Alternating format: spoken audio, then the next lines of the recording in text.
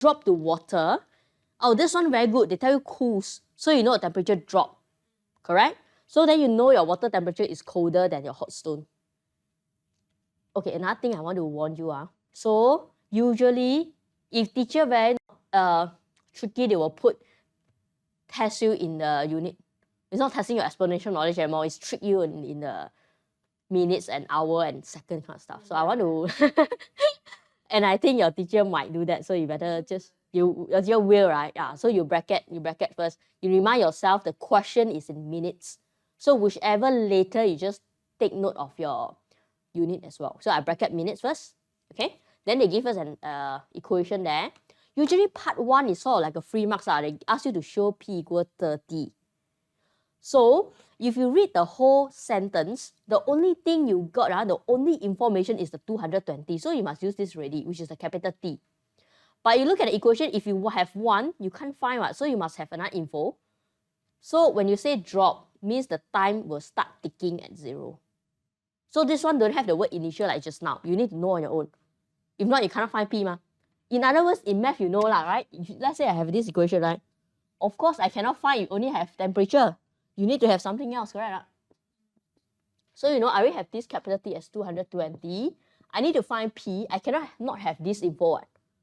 So you sort of know that I will need to put time at 0 to start. Okay, then it will be very easy. So your P value is just 220 minus 190. We should give it 30. That's part 1.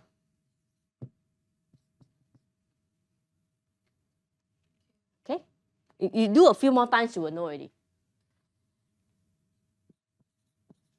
If it's other time, they will tell you. They cannot not tell you, let's say, the time start ticking at 5. Or the temperature of the hot stone is at what degree at a certain time, they must tell you. Okay, if they start dropping, you must have starting time. So then let's see part 2. We have one more sentence there before we reach part 2. There, I tell you, they give you the time.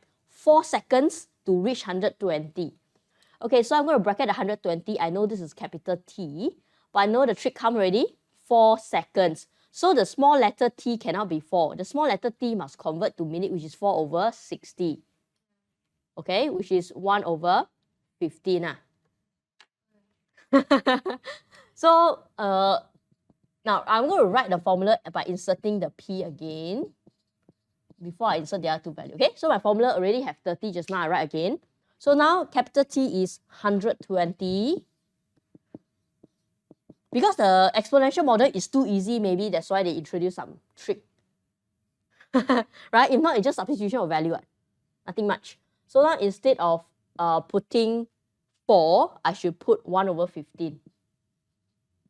Yeah. Then let's keep doing. So we have here. I write k over 15.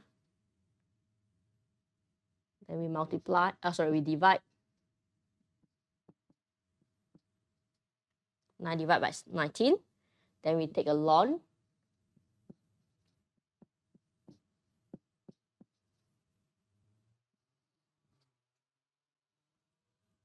Almost there. So k multiply negative 15 over to this part here. And just click calculator. You get 11.2. Okay. Oh, good. Part 3 is to sketch a graph. So same thing, if you remember the idea of modeling question, you already have enough info, so you don't have to actually look at it. If not, then, okay, I just quickly write this formula here. This is the formula, the 11.2 T here, okay? So remember the standard number is a dotted line, asymptote 30.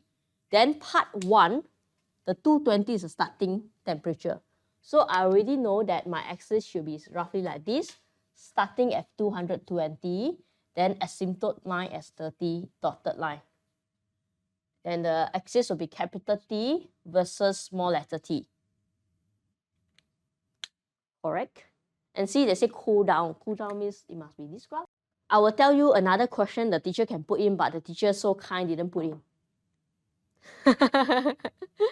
The question is, what does this 30 represent? That's a good question, you know. What do you think? You throw a hot stone into a reservoir of water, then the stone temperature will slowly reach 30. So what do you think the 30 is? You throw in a reservoir of water. The stone go to water, not room temperature. It's a water temperature.